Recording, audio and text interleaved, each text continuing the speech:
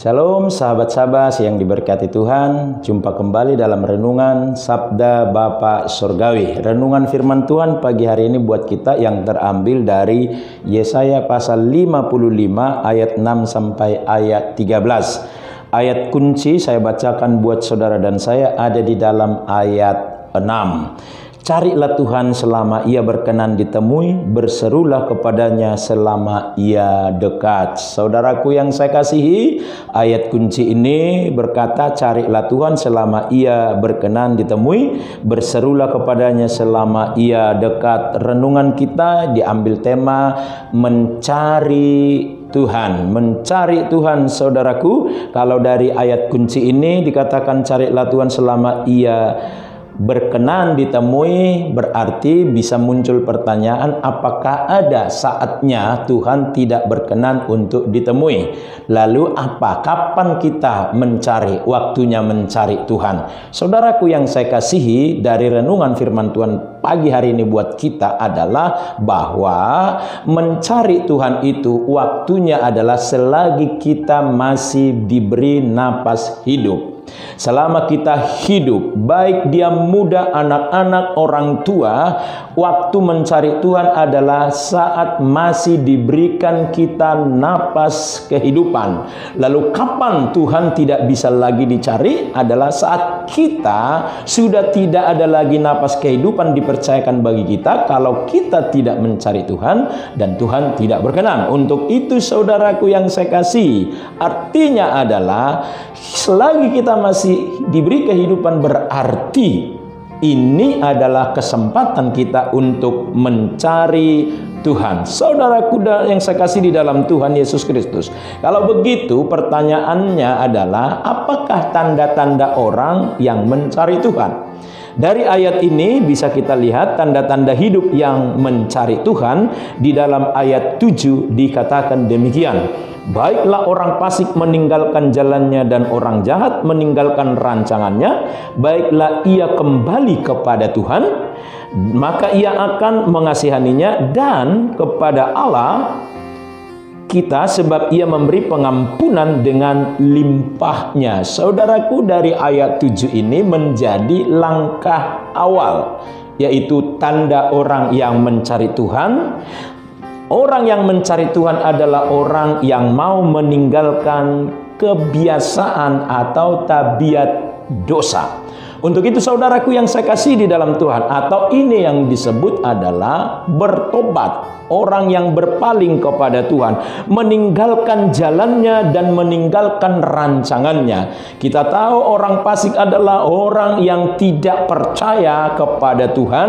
Orang jahat adalah orang yang selalu merancang kejahatan. Sehingga ini yang menjadi tanda pertama orang yang mencari Tuhan mau meninggalkan tabiat dosa, kebiasaan-kebiasaan berbuat dosa, dan berpaling datang kepada Tuhan yang penuh kasih, dan dia akan mendapat pengampunan.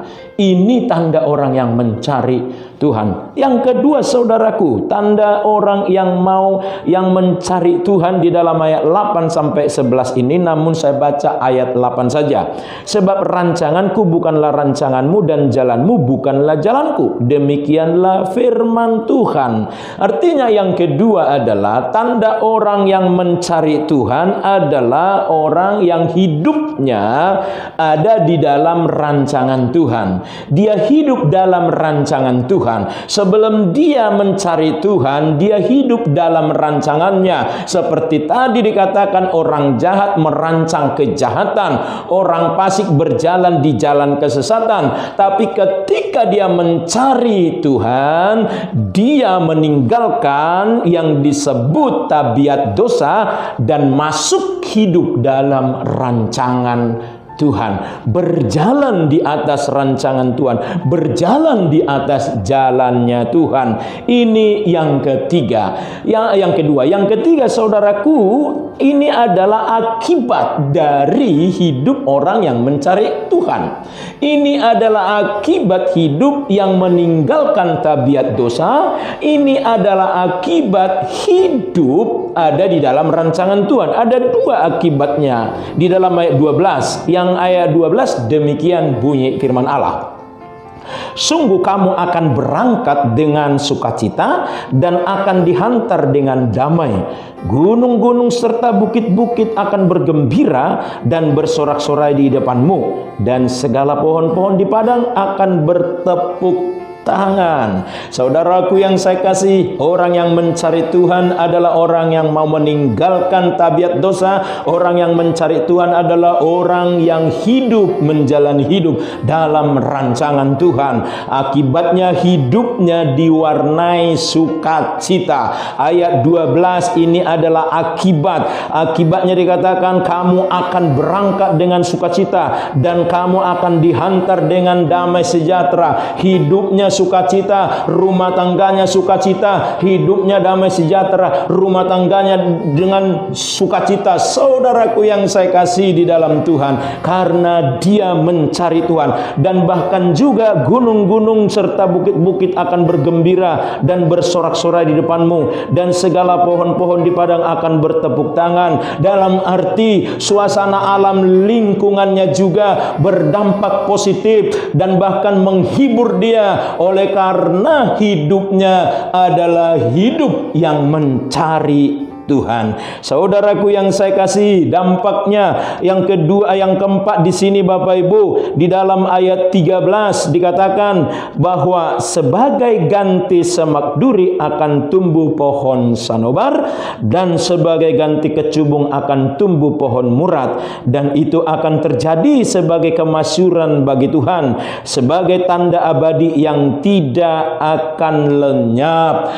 Bapak Ibu yang saya kasih di dalam Tuhan Yesus Kristus, orang yang mencari Tuhan tadi hidupnya diwarnai sukacita. Itu adalah berkat, oleh karena sukacita dan damai sejahtera dirasakan. Berkat yang kedua Bapak Ibu di dalam ayat 13, hidupnya jadi produktif, hidupnya menghasilkan, apa yang dilakukan menghasilkan, apa yang dilakukan membawa berkat-berkat yang berkelimpahan. Ayat 13 dikatakan sebagai semak duri akan tumbuh pohon sanobar. Saudaraku, semak duri dikatakan di sana, semak duri itu umumnya kiasan kegagalan hidup. Semak duri itu adalah kiasan sifat yang tidak baik, sifat yang buruk, sifat yang dimana ada iri hati di dalam dirinya. Lalu juga dikatakan duri kalau dibiarkan hidup akan tak terkendali dan menyerang tanaman yang lain, sehingga tanaman yang ditanam tidak produktif. Saudaraku yang saya kasih di dalam Tuhan Yesus Kristus,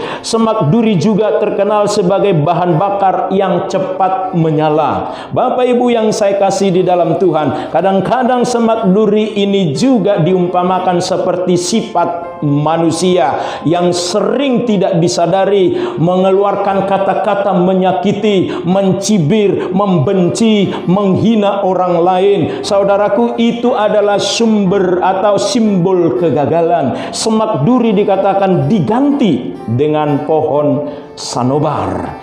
Jadi produktif hidupnya diganti dengan pohon sanobar. Pohon sanobar adalah sejenis pohon pinus yang daunnya selalu hijau. Hidupnya di bukit-bukit. Ini biasa ditemukan di Palestina dan di Libanon.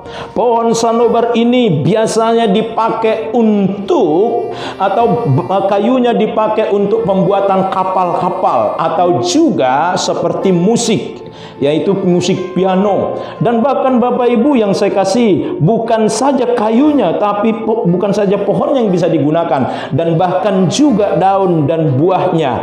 Dan bahkan Salomo pun membangun bait suci, didatangkan pohon ini untuk menjadi bahan bangunan membangun bait suci. Artinya adalah yang tadinya hidupnya gagal menjadi produktif ketika dia mencari Tuhan, meninggalkan tabiat dosa dan hidup dalam rancangan Tuhan. Dan yang ada juga dari mengproduktif diganti apa? Kecubung sebagai